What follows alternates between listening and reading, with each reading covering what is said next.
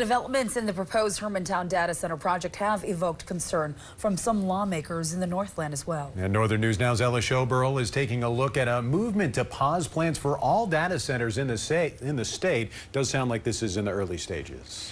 Yeah, Dan and Laura, I spoke with DFL Senator Jen McEwen, who said that while Google's initiative seems promising, they're not legally binding, saying the lack of transparency and potential environmental damages led her to introduce a bill which would allow lawmakers to further evaluate the potential impact of data centers before new ones are built.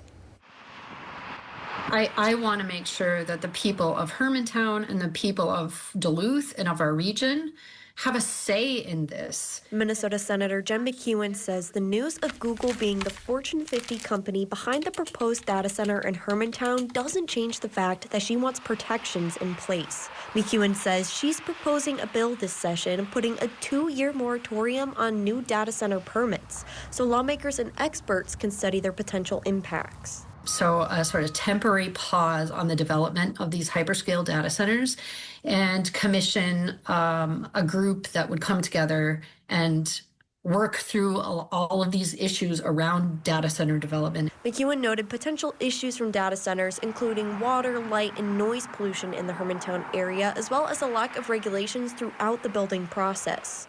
Duluth Rep. Pete Johnson agrees. In a statement with Northern News Now, he says, quote, "The lack of transparency and communication has already damaged the credibility and public trust needed for a project like this." Google issued a statement Tuesday responding to concerns about water and energy, saying its approach would support Minnesota's carbon-free energy goal, noting support for new wind generation and battery energy storage, as well as advanced air cooling technology. But McEwen says these promises aren't binding, giving the public little control over the company's actions.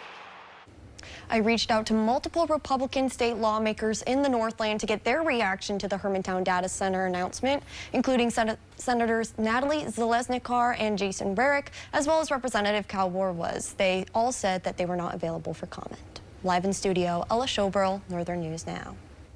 Ella, thank you. And Northern News Now has been digging into the data center plans for months, exclusively interviewing many key players and stakeholders.